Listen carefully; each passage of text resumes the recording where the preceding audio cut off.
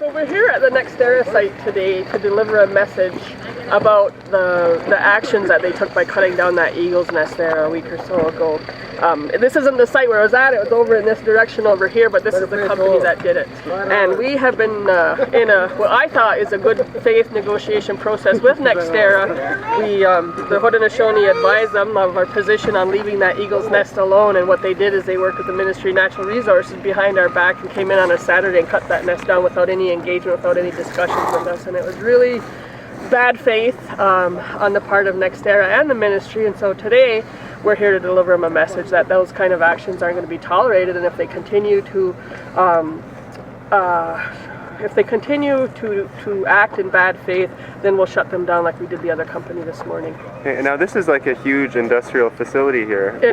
What is going on? This is all part of the GREP, the Grand Renewable Energy Project, that whole Capital Power stuff, Samsung, NextEra. This is all part of what Ontario set out with the Green Energy Project. And so again, I said I'm not against green energy, but I am against them stomping on our treaty rights. Like, they don't have to listen, or they don't have to engage with the Haudenosaunee or to engage with other individuals in the area.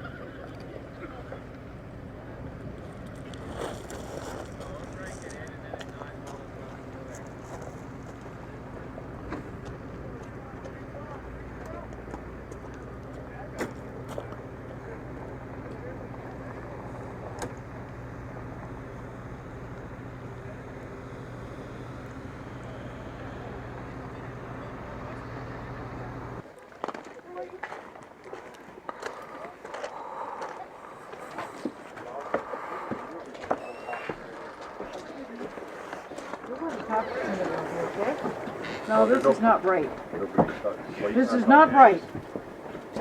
We're come here in peace, and we expect that if you treat us with peace, then that's how it will remain. We can't respond on the owner. The owner is hiding. in that trailer over there is all. He's hiding. He's got the door locked. I can't call it. We can't call it. I'm not taking it out on you, but you can call him and tell him we're not going anywhere. We want to just speak to him and tell him our concerns. Okay. And we expect that he should be man enough to do that. There he is. If he's man enough to build on our land, then he should be man enough to come out and talk to us. We are expecting him. Where'd he go? Let's tell him, let's go to this trailer, go to that trailer, go to that trailer, and we're just locking the doors. We're not animals, we have rights, we have reasons why we're here. Our door's not locked.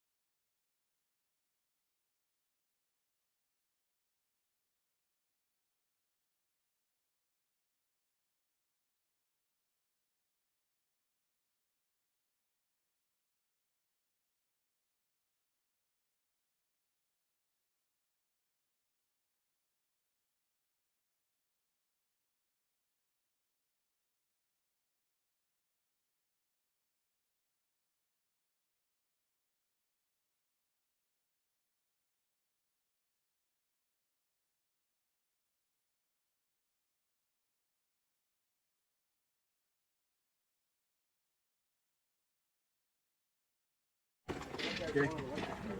Like, you guys know about Idle No More and the movement that's happening? All the protests Everybody does, for sure. How do people feel about it here?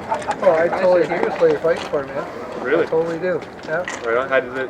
What do you mean? Like, can you say more? Well, you guys signed the treaty, right, hundreds of years ago, and our country should stick with that. I totally agree with what you're fighting for. I would too. Right on.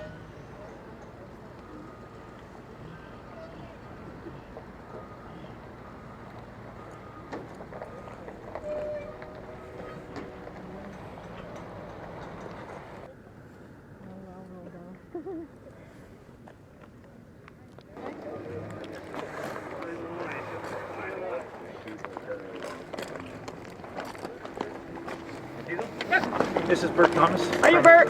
About time, Bert. Hi, Hazel Hill. I had to call Ben and tell you it's okay. You're not here to hurt you or nothing, and we're not here to shut you down either. But we are here to deliver a message. Okay. Our people, our Confederacy, our community, everybody is really upset at what happened over that Eagles Nest being taken down. And you know that we're supposed to be in good faith negotiations through the HDI and with NextEra, and that action was considered as really bad faith, And so the message that we're here to let you know today is that we need to know that the people that we're sitting across the table with are honorable people, and that they're capable of engaging in a good faith negotiation process with the Haudenosaunee. This is our treaty territory. Our responsibility it's not just about you putting up your towers. We need to make sure that we're being responsible for all of creation, including that eagle, and you took that away from us by doing what you did, by working behind the scenes, behind our backs with the Ministry of Natural Resources and taking it down without any kind of discussion with us. So we're here to let you know that if that kind of behavior continues, this site's going to get shut down altogether. Okay? Great. Donito. Thank you. Donito. So Hazel, why are you guys shutting down these sites? Well, the first 5 sites we visited this morning were by a company known as Capital Power.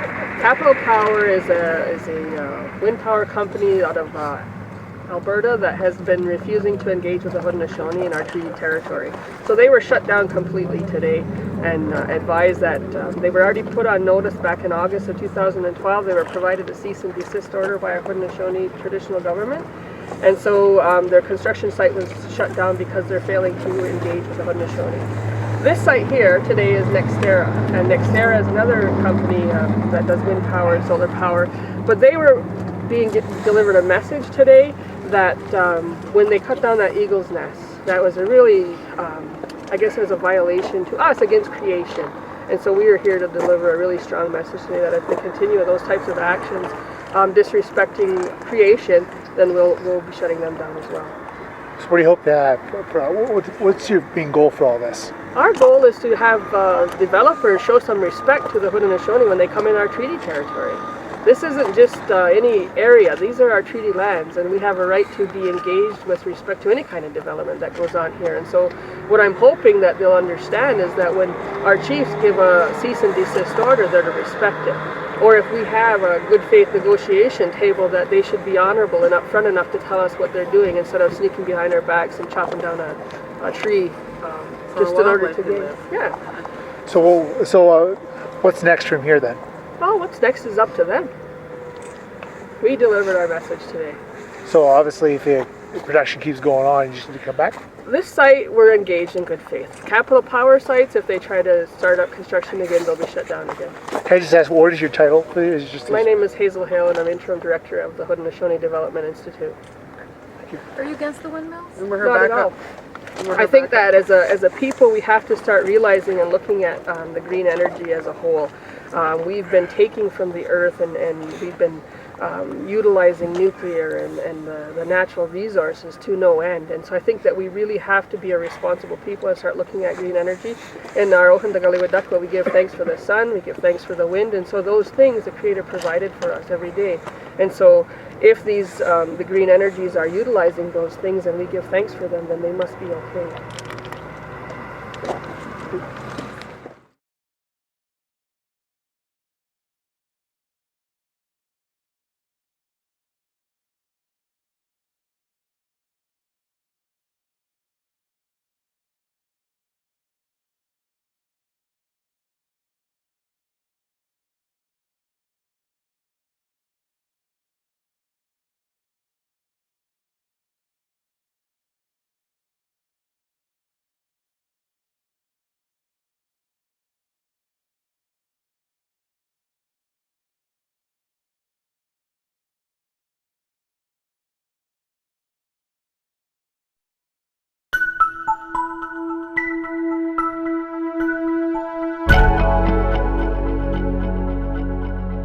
I'm very happy to be talking to Dr. Jalal Saleh Al-Ghamdi. He's the Chief Information Officer for the National Centre for Education Information in the Ministry of Education in Saudi Arabia. Now, you've just won a WSIS Project Prize. Could you tell us about that? You're connecting schools.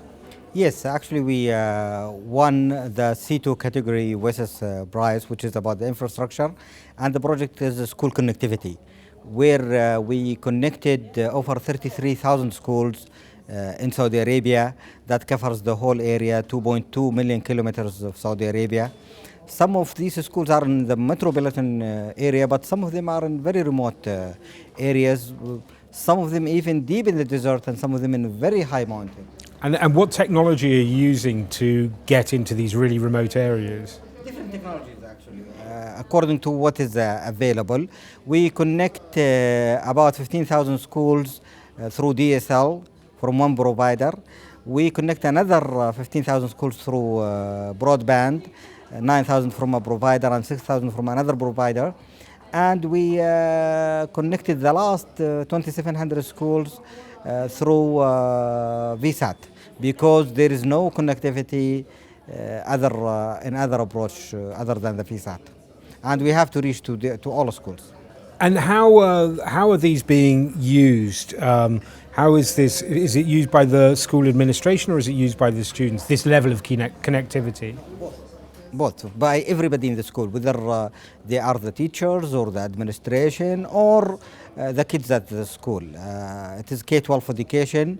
We have the education management system, which has 2,700 services that are provided to schools, to school supervisors, and to kids and parents. That is fed by data in the school itself, and of course, people at home can even get access to these services. And now, one would normally think of Saudi as being a very developed country, but you do have remote areas where access is difficult. Tell me some of the geographical challenges that you have that have prevented you rolling out this infrastructure up until now. It is a very large country, area-wise. It is 2.2 million kilometers in the area. And part of it, about one quarter of that area, is desert. And in some of these mountains, there are very small towns. Also, it is very costly to bring fiber or copper wires to these areas, so we use VSAT for this. But the bottom line, schools has to reach everywhere. Connectivity has to reach to each school. That's fascinating. Thank you very much. Thank you. Thank you. Thank you. Appreciate it.